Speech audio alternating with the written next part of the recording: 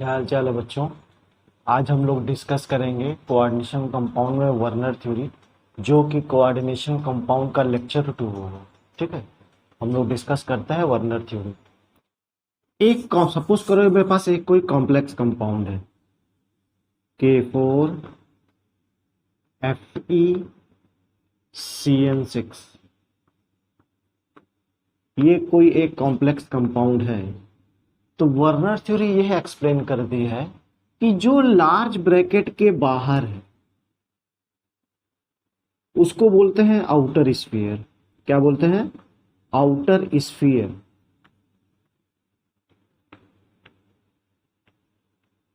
ठीक है बच्चों, जो लार्ज ब्रैकेट के बाहर मेटल है उस मेटल को हम बोलते हैं वो आउटर स्फीयर। जो लार्ज ब्रैकेट के अंदर है उसको बोलते हैं वो कोऑर्डिनेट स्फीयर है। Coordinate sphere. ठीक है, मतलब according to Werner theory a complex compound having two type of sphere, one is outer sphere and another is coordinate sphere। ठीक है, अब फर्स्ट बात तो ये कि किसी भी कॉम्प्लेक्स कंपाउंड के पास दो टाइप्स ऑफ स्फीयर्स होते हैं जिनके बीच में इलेक्ट्रोस्टैटिक इंटरेक्शन होता है। एक को बोलते हैं आउटर स्फीयर, दूसरे को बोलते हैं कोऑर्डिनेट स्फीयर। ठीक है, सेकंड वर्नर थ्योरी क्या बोलती है? सेकंड वर्नर थ्योरी ये बोलती है कि एट सेंट्रल मेटल के सराउंडिंग एटम्स या मॉलिक्यूल्स या ग्रुप ऑफ एटम्स होते हैं जिनको कि क्या बोला जाता है? लिगेंड्स। मतलब इन कोऑर्डिनेट स्फीयर,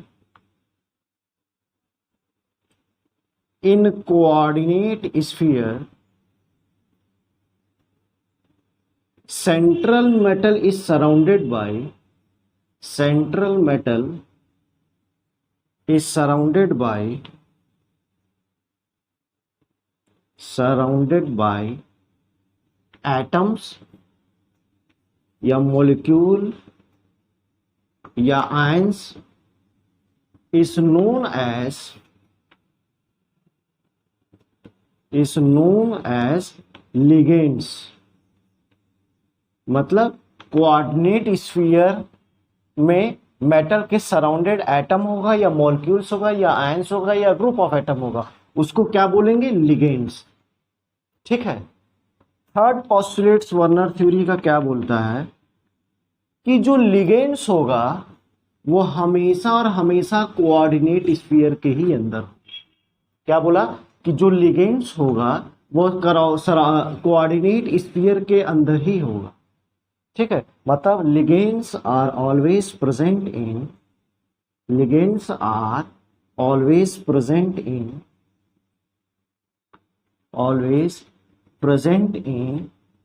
कोऑर्डिनेट स्फीयर। ठीक है बच्चों, नेक्स्ट वर्नर थ्योरी क्या बोली?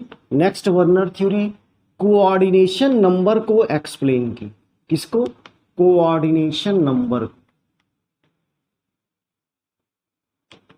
तो हम ये बोलेंगे कोऑर्डिनेशन नंबर क्या है? कोऑर्डिनेशन नंबर मतलब total number of coordinate bond form in between ligands and metal. हमने क्या बोला था कॉम्प्लेक्स कंपाउंड की फॉर्मेशन के समय कि एक लिगेंड्स होता है, वो अपने लोन पेयर को vacant D orbitals of metal के इंसर्ट करता है तो कॉम्प्लेक्स कंपाउंड का फॉर्मेशन होता है।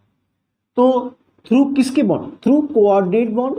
तो हम बोलेंगे कोऑर्डिनेशन नंबर क्या है? Total number of coordinate bond form in between ligands and metal known as coordination. फिर से सुनिए, total number of coordinate bond form in between ligands and metal is known as coordination number. बोलो बच्चों, अगर मैं ये बोलूं कि एक मेटल है, एक मेटल है और एक लिगेंड्स ऐसे बॉन्ड बना रहा है, एक ऐसे बॉन्ड बना रहा है, एक ऐसे बॉन्ड बना रहा है, तो 4 कोऑर्डिनेट बॉन्ड है तो बोलेंगे कोऑर्डिनेशन नंबर 4 है। Total number of coordinate bond form in between ligands and metal is known as coordination. ठीक है, इतना साफ कर देते हैं।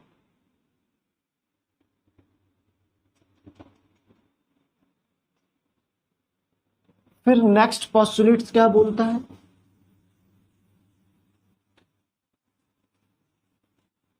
फिर नेक्स्ट पोस्टुलेट्स ये बोलता है बच्चों कि जो आउटर कोऑर्डिनेट स्फीयर में मेटल है, मतलब नेक्स्ट पोस्टुलेट्स बोलेगा कि जो कोऑर्डिनेट स्फीयर में मेटल है उस पे कोई एक चार्ज होगा, या हम बोलेंगे oxidation number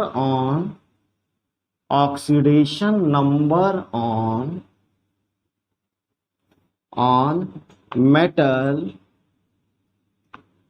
of coordinate sphere.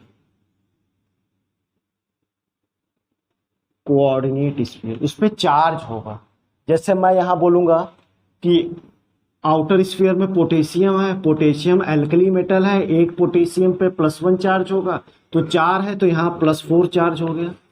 अब हम ये बोलेंगे कि आउटर स्फीयर का टोटल चार्ज कोऑर्डिनेट स्फीयर के टोटल चार्ज के एल्जेब्रिक सम के 0 के बराबर होगा। तो अगर आउटर स्फीयर पे चार्ज +4 है तो 0 करने के लिए कोऑर्डिनेट स्फीयर पे चार्ज -4 होना चाहिए।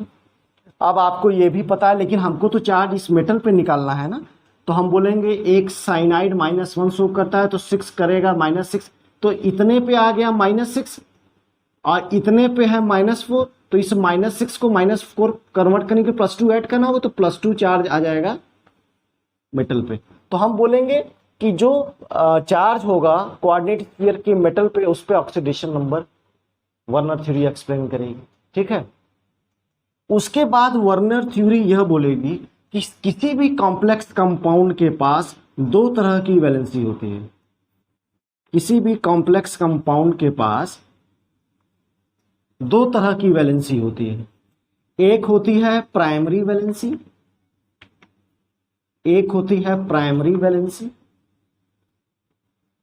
और एक होती है सेकेंडरी वैलेंसी।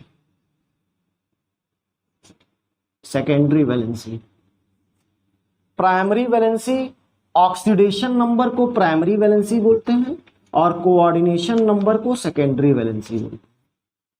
अब आपको यह भी पता है कि ऑक्सीडेशन नंबर पॉजिटिव हो सकता है, निगेटिव हो सकता है और फ्रैक्शन में भी हो सकता है। लेकिन क्या कोऑर्डिनेशन नंबर नेगेटिव और फ्रैक्शन में होगा? क्या यह पॉसिबल है कि एक मेटल और लिगेंड्स के बीच में 1.5 बॉन्ड्स बने? पॉसिबल नहीं है। तो हम बोलेंगे कोऑर्डिनेशन नंबर या सेकेंडरी वैलेंसी हमेशा और हमेशा पॉजिटिव होगी, कभी निगेटिव नहीं होगी और फ्रैक्शन में नहीं होगी। ठीक है, तो ये रहा आपका वर्नर थ्योरी। उम्मीद करते हैं ये आपको समझ में आया होगा। तो हम लोग फिर मिलेंगे नेक्स्ट एपिसोड में, तब तक के लिए धन्यवाद।